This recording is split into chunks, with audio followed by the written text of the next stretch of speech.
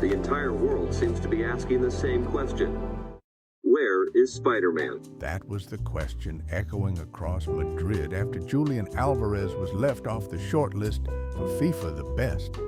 Beneath the meme, there is frustration, confusion, and a bigger question for all of us.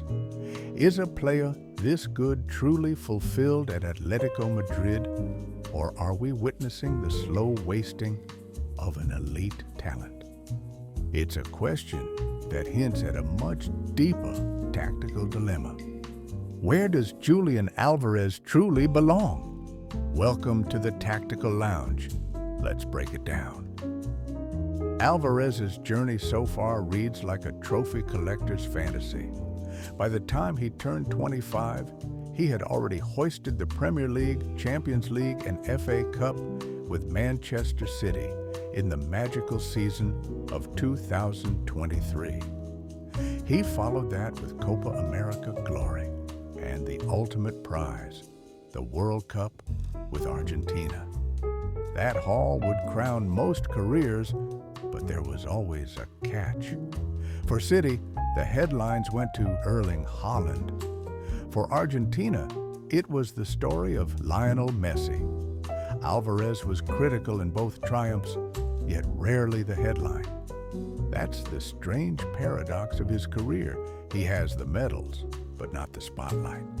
At City, he often played second fiddle to Haaland more than a backup, but never the first choice. With Argentina, he was the difference maker, but not the centerpiece.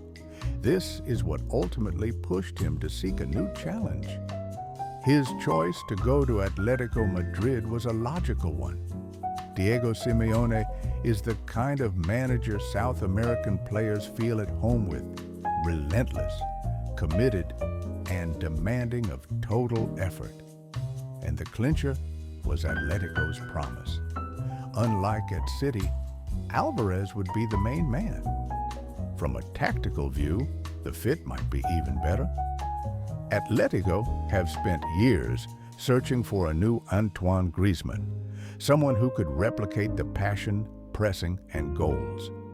They tried Jackson Martinez, Mateus Cunha, and made a record signing in Joao Felix.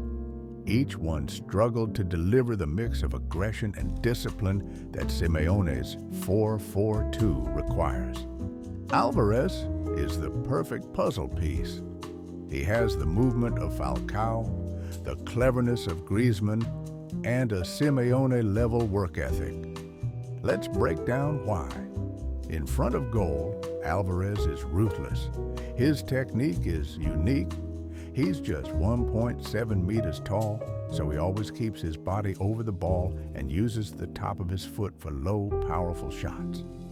Time and again, he fakes a curler to the far post, then in a flash, fires to the near side. It's deceptively simple, but defenders and keepers rarely see it coming. His high shot accuracy is not just the product of a strong team, but the result of perfect movement and composure under pressure. Watch him off the ball and you see his real edge. He often starts in a position just behind the center back, a subtle placement that doesn't immediately alert the defense. He separates slightly to read the pass, then cuts sharply back into space right as the ball arrives. When playing alongside a big forward like Sorloth, Alvarez acts as the second touch in the box, finding the defense's blind spot and finishing with a clean, quick strike. His anticipation makes his lack of physical size irrelevant. But Alvarez is more than a scorer.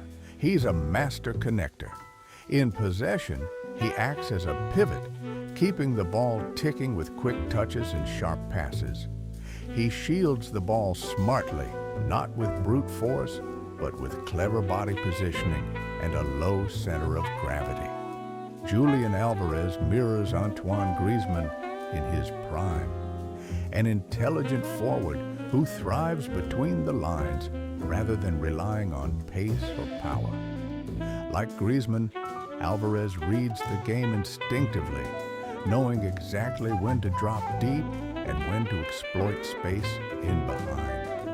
He constantly makes himself available, sometimes dragging a defender deep, other times dropping into midfield.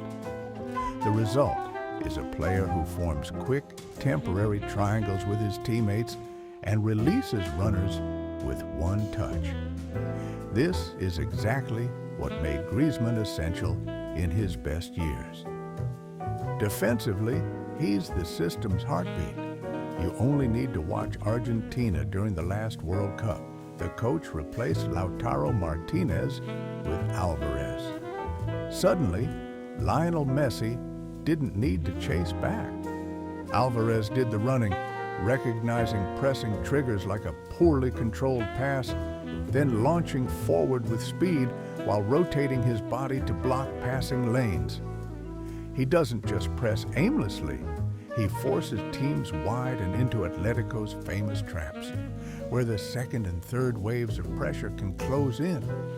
But this leads us to the fundamental problem. Atletico have built their attack, their pressing, and much of their system around one player. When Alvarez is on, the team looks dangerous. When he's absent, the structure falters. The reality is that his main support. Griezmann is now 34 years old. Sorloth is good, but inconsistent. The midfield struggles for control in tough away games. This leads to the fact that when looking at Atletico Madrid as a whole, they will always be at the level of a difficult opponent, but lack the necessary elements to become a title contender. This is why, no matter how hard he tries, Alvarez alone cannot make them one. They are always respected, always a threat, but never quite enough to go all the way. As bigger clubs like Barcelona and PSG circle, the pressure grows. Alvarez's most recent words signal that he knows the situation can't last forever. He wants to be more than just a functional centerpiece in a good system. He wants to be the star that wins titles, not just games. Where is Spider-Man? He's right here. He's carrying Atletico Madrid, fulfilling every bit of his tactical potential under Simeone, but the club needs to rise to his level before his ambitions push him elsewhere. And with that, our session in the Tactical Lounge comes to a close. See you next time.